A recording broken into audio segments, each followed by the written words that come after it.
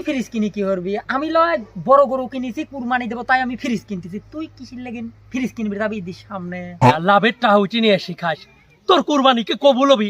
বাড়ি যা তুই। আমি ফোন করে দিই।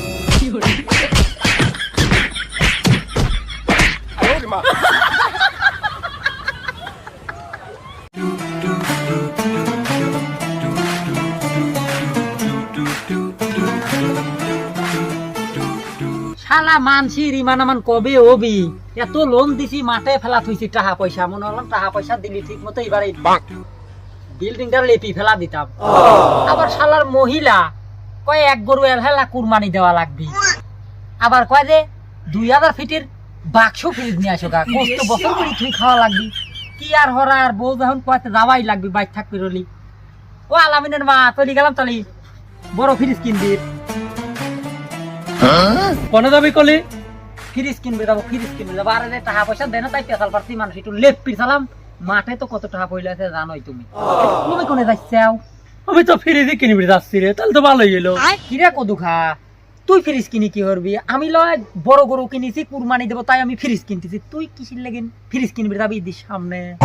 কিরে আল্লেখ, তোর তো কথার কোনো গঠনই নাই রে, তোর কথার কোনো ডিজাইনই আমি পাচ্ছি নি। আমি ফ্রিজ কিনবো মানে তুই জানিস নি আমি বিরাট দেহটা সার গরু কিনেছি। আমি ব্যান্ড পার্টি বাজা বাজা গরু বাড়ি নিয়ে আলাম, সারি গ্রামের মানুষ দেখলো তুই সিংসি করিস, তাই নি? আমি যে গরু কিনছি এত বড় একটা, তুই জানিও না জানার বান করতেছিস। আমি সেই গরু খান জবাই দিই। আমি মনে কর যে ওই 32,000 স্কোয়ার ফিটের ফ্রিজ আনবো, ওই জায়গা মনে কর মাংস একবারে ঢুকা থাকবো, ওই বেটা সারা বছর বড়ি খাবো। তালি কদু খা, তুই যখন গরু কিনেছিস আমি দেখেছিলাম না, তোর এই কথা কলাম। তালি চল যাই, দুজনে একসাথে ফ্রিজ কিনে নিয়ে আসি। কিন্তু চল।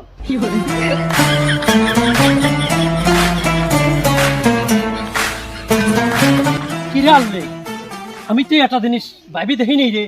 তুই যে কলি যে তুই গরু কিনছিস কুরবানি দিবি, এরে আনলে তোর কুরবানি কবি রে? তুই তো দেখিস যে মানুষের তো টাকা দিস, দিয়ে সারি সপ্তাহ সপ্তাহ তারে বাড়ি যায় ওই লাভের টাহুচি নিয়ে শিখাস, তোর কুরবানিকে কবুল হবি। বাড়ি যা তুই।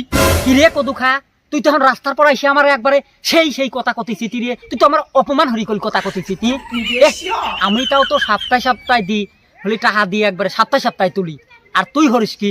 তুই তো ডাইরেক্ট সুদ খাইস রে। আবার তুই আমার কইতে বাড়ির যা ফ্রিজ কিনা বাইক দি। কিরে শালা, ফালতু কথা কবেনি কিন্তু। তুই মূর্খ বুঝতে কবি করি রে কোনটা সুদ আর কোনটা ইন্টারেস্ট। আমি যেটা খাই ওটা কি সুদ রে? ওটা হলে ইন্টারেস্ট। আর তুই যেটা খাস ওইটাই তো সুদ রে। তুই 1 লাখ টাকা দিস, সেইটার পরিবর্তে তুই সপ্তাহে সপ্তাহে কিস্তি উঠি, সেই ঠানিটা 2 লাখ বানাস। এদের তোর কোরবানি কবুল হবি নি, আমার কোরবানি কবুল হবি। আমি ফ্রিজ কিনে নিয়ে আসি, কুরবানি দেবো, তুই আমার সাথে আসবি কি জানি। কিরে শালা, তুই আমার বারবার হলে কিন্তু কথা চিঠি কইস আমার কুরবানি কবুল হবি লাই রে। তোর কুরবানি কেবারি কবুল হবি রে? তুই যায় টাকা লাগায়া, তুই হলে কেন যায়া টাকা দিস, অবাই যা হলে মাসে মাসে নিয়ে আসিস হলে কিনা পাজা ধর। আর আমি কষ্ট হরি এই রতির বিন ঘুরি ঘুরি সপ্তাহে সপ্তাহে টাকা তুলি। তুই কি জানিস মাঠে নাবি কাজ করা কত কঠিন? আর তুই আমার কইস ফিরিস, তোর সাথে আমি কেন বললো? আমি আমার মতো যাতেছি। তুই হেনে আসি কইস খবরদার কথা বলি, তোর চুপাম কথা হালা দেবো না।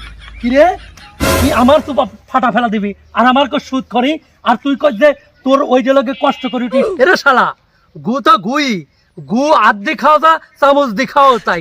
তুই তো ওই গুটাই চামচ দেখাস। কিরে কদু, আমি তাও তো চামচ দেখাই, তাও তো হাতে মাতে ধরাই না। আর তুই তো মুখ ডুবি দেখাই। কি করলি তুই? আমি মুখ ঢুকাতে খাই। রাস্তাঘাটে আমার কিল পুলিশে তো আমি ফোন করে দিয়েছি।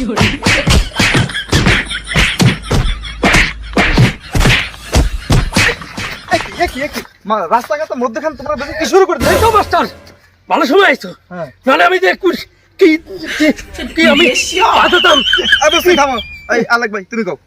ফরিদ মাস্টার, তুমি একটা মাস্টার মানুষ, তুমি বিচারটা হরি দাও তো আমার। ও হলি কেন সুদ খায়, আর ও কুরবানি দিবি, ওর কুরবানি কবুল হবি, এইটা কইছি। আর আমার মায়ের ধরেছে, এইটি কি হলি কেন কথা রাস্তাঘাটে? মাস্টার শুনছো এই মুনাফা করার কথা? ও আমার কয় সুদ খোর, তো নিজে সুদ খায়। ওই 1 লাখ টাকা মানুষের দেয়, গরিব মানুষ ওর কাছ থেকে নেয়। ও কি করে সপ্তাহে সপ্তাহে সেই টাকা উঠে নিয়ে আসে। 1 লাখ টাকার পরিবর্তে ও 3 লাখ টাকা উঠি, তা ওর ওই 1 লাখ টাকা পরিশোধ হয় না। আর ও আমার কয় আমি সুদ খাই। আমি খাই হলো ইন্টারেস্ট, মুনাফা। ও মূর্খ কেটি বোঝে? আচ্ছা ফরিদ মাস্টার, ও বারবার খালি আমার দুর্নাম দিতেছে। তুমি জানো না আমি কষ্ট হরি প্রতি সপ্তাহে সপ্তাহে গাও গামায় টাকা নিয়ে আসি আর ও কি হরে ও বাইক বসে থাই কয়দিন আগে টাকা দেয় নাই ও একজনের বউ নিয়ে চলে আইছিলি চেয়ারম্যান সালিশ বিচার হরি সারি তাই গাউরি মীমাংসা হরি দিলি আমার কি এরকম রেকর্ড আছে কোনোদিন শুনিছাও? শুনছো মাস্টার ও কত পাদির পাদি এ টাকা না দিলে আমি তার বউ নিয়ে আসি বাড়ি তুই কবি কি জানিস? আবার কলার ধরে দেখছেন মাস্টার ভাই থাম, মূর্খের দল কইতে দাও বাদ দে। শোন তোরা তো দেখছিস সুদখোর, মধ্য রাস্তা পাইছে মূর্খের মতো মারামারি শুরু করে দিছিস, ভালো মন্দ কিছু বিচার না করি। আর তুই কি করলি? কষ্ট করে খাস। আরে কষ্ট করে খালি কি টাকা হালাল হয়ে যায়? কষ্ট তো চোরও করে, তা চোরের টাকা কি হালাল? সেরকম তোর দাও সুদের ভিতরে পড়ে, তুইও পাকাটা শোধ কর। আর কদু খা, তুমিও পাকাটা শোধ কর। আর দুই শোধ কর মিলে গরু কুরবানি দিবে, আর এই কুরবানির গোস্ত ফ্রিজের হাত জন্য বছর পরে খাওয়ার জন্য দুইজন চলছে ফ্রিজ কিনতে না, আর হেতার জন্য মধ্য রাস্তায় দুজন মারামারি শুরু করে দিয়েছে। তো করে তুই শোধ করে কুরবানি কবুল। দেখছো কতু ভাই ও মাস্টার মানুষ হয় কি কইলি? এ মাস্টার রে ফালতু কথা কয় না। তুমি কি জানো যে আমারে কবুল হবে কিনা? তুমি খুব জানতো আগে তো নাকি? আমরা এটা করি গরু দিতেছি, আমার কবুল হবে নি তোমার হবি। তুমি যেটুকু ছাগল কিনছো কুরবানি দেওয়ার জন্য, ছাগলের কয়টা পশম আর গরুর কয়টা পশম সে হিসাব তুমি করছো। তাহলে মানসিদের 7 ভাগই তারে কবুল হয়, আর আমরা একা এটা দিচ্ছি, আমার তা কবুল হবে নি, তাই না? ও বাবা, পশমের দেখি জবর হিসাব রাখছে, আর পশমের হাদিসটা দেখি ভালোই জানো, আর সুদের হাদিসটা জানা নাই।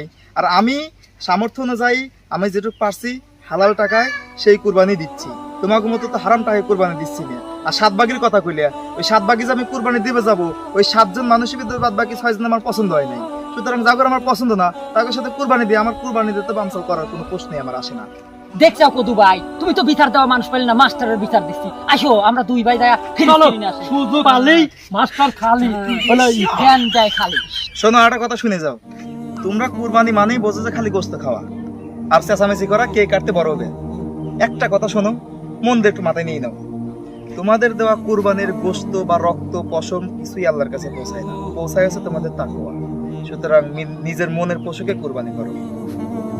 দেখছো আসো তো চলো আমার হলে ফালতু লোক বলতে বলি গেছে। দেশটা